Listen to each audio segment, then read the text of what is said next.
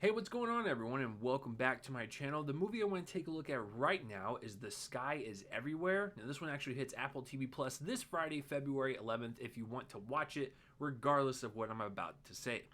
So, going into this, I didn't even know what this movie was, never saw a trailer, so I jumped into it blind. So, let's not waste any more time. Let's dive right into it.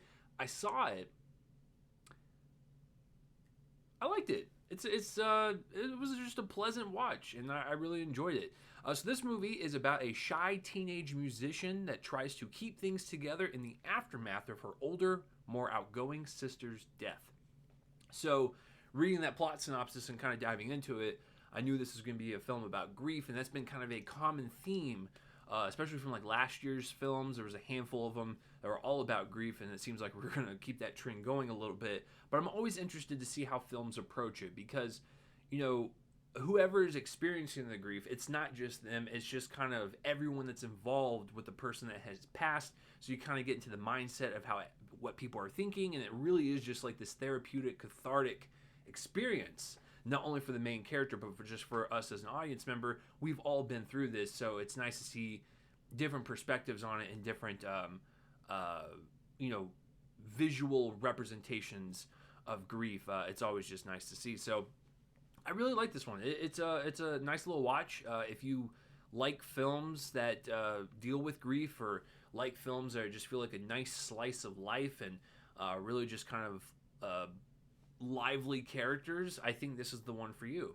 The one thing I really liked about this one in particular is director Josephine Decker. This was a visually stunning film. It's vibrant, it's bubbly, it's surreal at moments.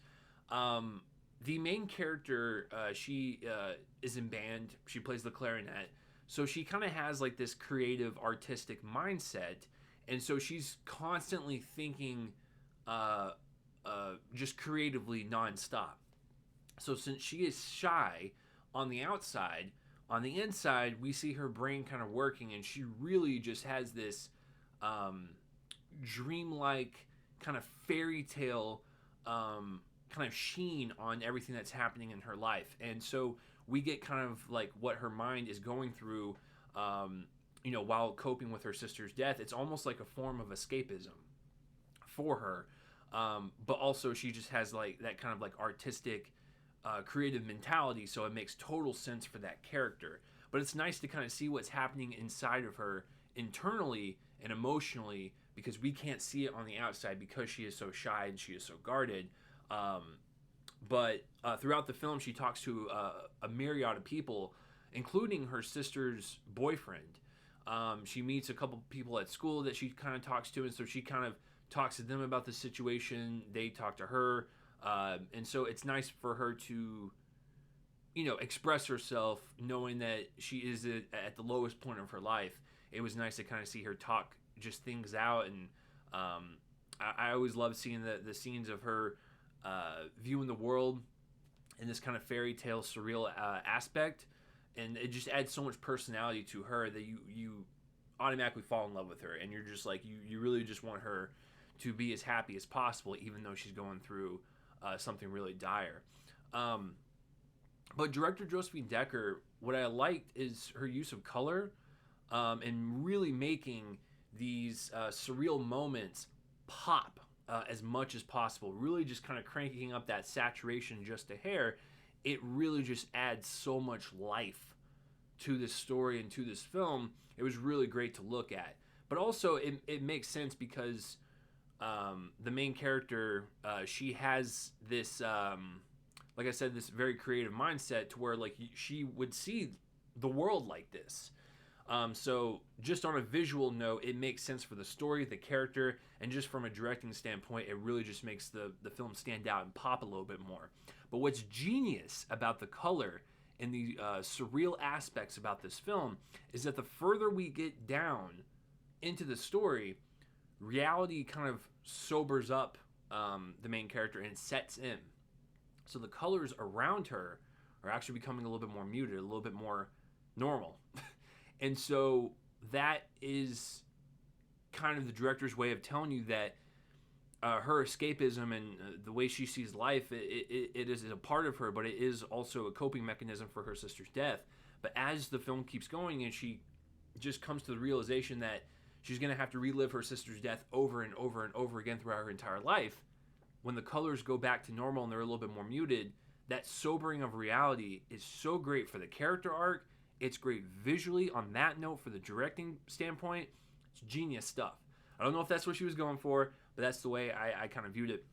I also like the director's choice of keeping the depth of field really, really blurry. And so what I mean by that is that every time when the main character was talking to someone and she was talking about her sister or talking about what she's feeling at that moment, everything around the other person that she's talking to and even herself, it's all blurred out to a point where you can't even decipher anything.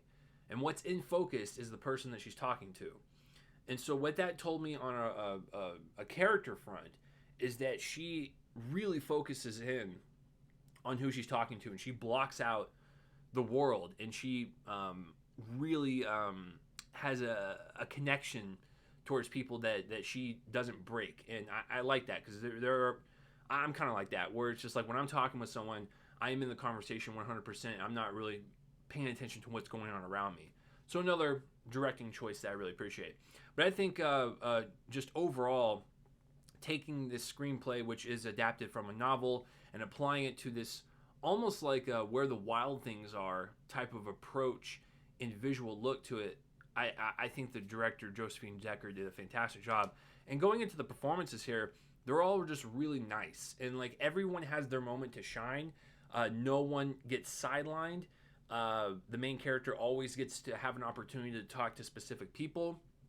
And it's really amazing to just kind of see who she tells specific things to, because there are specific people that she tells, more internal stuff, and there's some people that she likes to know more about them and like what they're going.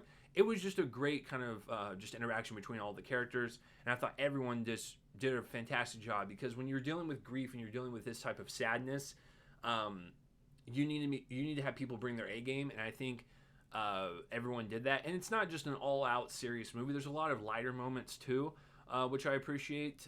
It just makes it a little bit more three-dimensional and a little bit more just life approach. Life is not always doom and gloom. There's always some bright moments. You can have both. They can both coexist with one another. But everyone did great. Listen, is this thing gonna like pop up in top 10 of the year? No.